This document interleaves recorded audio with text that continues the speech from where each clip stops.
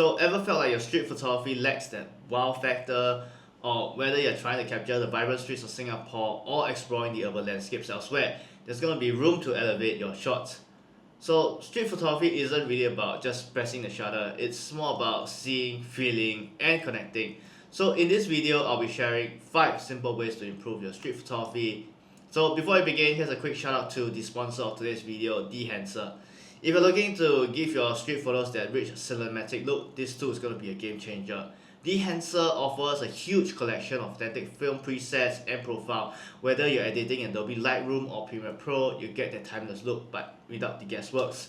And yes, the Dehancer app is available for iOS for Apple users, so you can bring that film vibe into your phone shots too. And for my subscribers, Dehancer is giving you a 10% off. Use the code Lawrence10 at the checkout. Links in the description below. So now let's begin.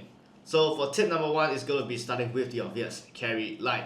That means one camera on one lens. So that way you stay fast, low profile and way more focused. And the last thing you want to do is to be weighed down by a bulky bag with too many lenses. So a smaller setup means you're going to be more agile, less noticeable and less likely to miss those spontaneous moments. But here's the thing, I am probably the last person who should be preaching this. So for my followers out there, when I travel, FOMO kicks in hard. So most of the time I'll be carrying 3 zoom lenses, 2 primes and sometimes 2 bodies. And most of the time I'm using the same setup 90% of the time. So pack light, and I am working on it. So lighten up, literally. The less you carry, the more present and reactive you can be. Your bag and your photos gonna thank you in the long run. So tip number 2 is gonna be patient.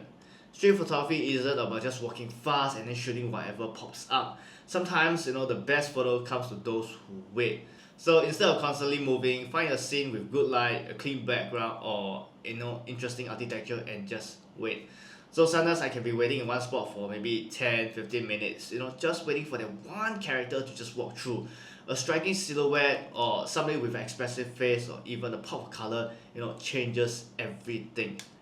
And street photography, it's kind of like fishing. You set up, you observe, and when the right subject enters the frame, that's when you shoot.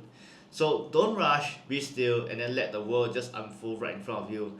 Sometimes a subject will just come, and when you do, you'll be ready. So tip number 3 is get a different perspective.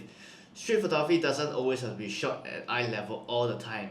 Change your viewpoint and change the story. So shoot for down low to exaggerate the scale, add drama, or make use of leading lights to pull your viewer's eyes into the frame. Or you can go top down, look for balcony, staircase or overpasses. These headshots can simplify the scene or create bold graphic compositions. And of course don't forget to play with reflections. Even with puddles, windows, mirrors, they are powerful tools to frame your subject in very unexpected ways. The streets are full of creative angles. You just have to look for them. Don't settle for the obvious shots. Go high, go low, and get curious. So tip number 4 is going to be understand your environment. Great street photos isn't just about what you see, but more about how you see the light. So even if you lift the camera up to take a shot, take a moment to study the environment.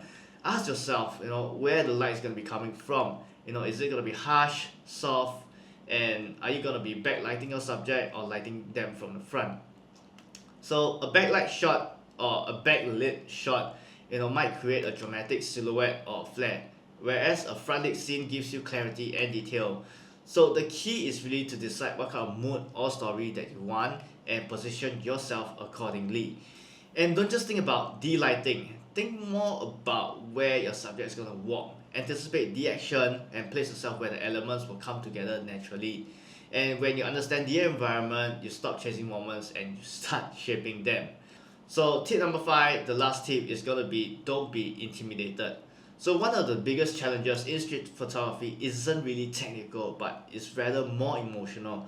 So it's normal to feel nervous, even personally for me starting out about photographing strangers. But confidence makes a huge difference in your presence and in your shot. So if you're feeling shy, naturally you can start with a longer focal length. You can shoot from a distance and still capture compelling moments even without invading personal space. So on the flip side, you can use a wider lens, take a step back and capture the entire scene. focusing on the environment rather than the individual. So that way it's less confrontational but still powerful. And of course, if somebody spots you, taking photo of them, acknowledge that moment, give a nod or a smile. Because walking away like this something wrong is gonna make the whole situation a lot more awkward.